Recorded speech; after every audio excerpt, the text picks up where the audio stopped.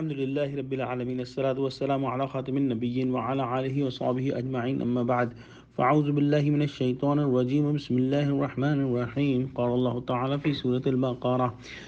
أم تريدون أن تسألوا رسولكم كما سئل موسى من قبل ومن يتبدل الكفر بالإيمان فقد ضل سواء السبيل ترجمہ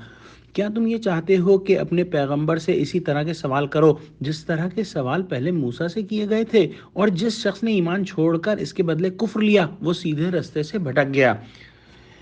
اس آیت شریفہ کی دو شان نزول جو ہیں وہ بیان ہوئی ہیں۔ ایک تو یہودیوں نے حضور صلی اللہ علیہ وسلم سے کہا کہ آپ اسی طرح پوری کتاب بیک وقت لا کر پیش کر دیجئے جیسے موسیٰ علیہ السلام کو تورات شریف دی گئی تھی۔ دوسرا یہ کہ مشرکین مکہ نے کہا کہ ہم آپ صلی اللہ علیہ وسلم کی باتیں نہیں مانیں گے یہاں تک کہ اللہ کو اور فرشتوں کو ہمارے سامنے لے آئیں، اور ممکن ہے کہ ان دونوں باتوں کے جواب میں یہ آیت نازل ہوئی ہو۔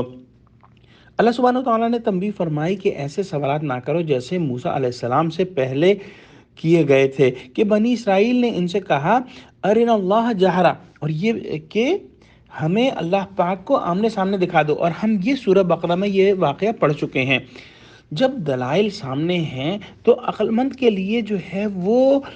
یہ کافی ہیں، بے تکے سوالات کی کوئی ضرورت نہیں، اور جن کو اعتراض ہی کرنا ہے وہ تو ہر فرمائش کے پورے ہو جانے کے بعد بھی اعتراض ہی کرتے رہیں گے۔ حضرت موسیٰ علیہ السلام کو تو پوری کتاب بیک وقت مل گئی تھی، اتنے سارے ان کو معجزے بھی دیے گئے تھے، لیکن پھر بھی ان معجزوں کو لوگوں نے جھٹلایا اور ان کو جو ہے وہ نہ مانا۔ سورہ قصص کے اندر اللہ سبحانہ و تعالیٰ ارشاد فرماتے ہیں ترجمہ، سو جب ہماری طرف سے ان لوگوں کے پاس حق پہنچا تو کہنے لگے کہ ان کو ایسی کتاب کیوں نہ ملی جیسے موسیٰ کو ملی تھی، کیا جو کتاب موسیٰ کو ملی تھی اس سے قبل یہ لوگ اس کے منکر نہیں ہوئے؟ ان لوگوں نے کہا یہ دونوں جادوگر ہیں جو ایک دوسرے کے مددگار ہیں، اور یوں بھی کہتے تھے کہ ہم تو ہر ایک کے منکر ہیں۔ گویا جب موسیٰ علیہ السلام تورات لے کر آئے تو ان کو اور ہارون علیہ السلام دونوں کو جو ہے ان کی قوم کے لوگوں نے جو ہے وہ جھٹلا دیا۔ صحیح مسلم میں ہے کہ حضور صلی اللہ علیہ وسلم نے ارشاد فرمایا کہ اے لوگوں تم پر حج فرض کیا گیا ہے لہذا حج کرو۔ اس پر ایک آدمی نے سوال کیا یا رسول اللہ صلی اللہ علیہ وسلم کیا ہر سال حج کرنا فرض ہے؟ اس پر آپ خاموش رہے یہاں تک کہ سائل نے 3 دفعہ یہی سوال دہرایا۔ اس پر آپ صلی اللہ علیہ وسلم نے فرمایا کہ اگر میں ہاں کہہ دیتا تو ہر سال حج کرنا فرض ہو جاتا اور تم اس کو نہیں کر سکتے تھے۔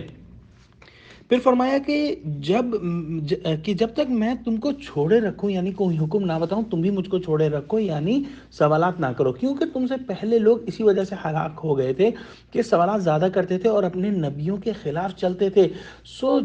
میں جب کسی چیز کا حکم کروں تو جہاں تک ممکن ہو اس پر عمل کرو، اور اگر میں کسی چیز سے منع کر دوں تو اسے چھوڑ دو۔ ایک آیت شریف جو ہے ہم پڑھتے ہیں اس کا ترجمہ سورہ مائدہ کی آیت نمبر 101، اس کے اندر بھی یہی مضمون ڈسکس ہوا ہے۔ اللہ سبحانہ وتعالیٰ فرماتا ہے ترجمہ، مومنو ایسی چیزوں کے بارے میں مت سوال کرو کہ اگر ان کی حقیقتیں تم پر ظاہر کر دی جائیں تو تم کو بری لگیں، اور اگر قرآن کے نازل ہونے کے ایام میں ایسی باتیں پوچھو گے تو تم پر ظاہر بھی کر دی جائیں گی۔ اب تو خدا نے ایسی باتوں کے پوچھنے سے درگزر فرمایا ہے اور خدا بخشنے والا بردبار ہے۔ صحیح حدیث میں ہے کہ مسلمانوں میں سب سے بڑا مجرم وہ ہے جو اس چیز کے بارے میں سوال کرے جو حرام نہ تھی پھر اس کے سوال کرنے سے حرام ہو گئی۔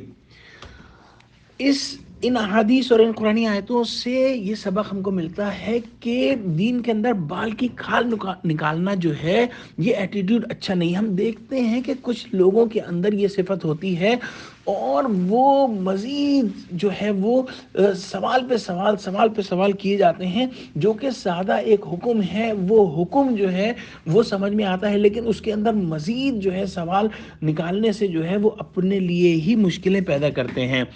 اللہ سبحانہ و تعالیٰ سے دعا کرتے ہیں کہ اللہ سبحانہ و تعالیٰ ہم کو قرآن کا فہم عطا فرمائے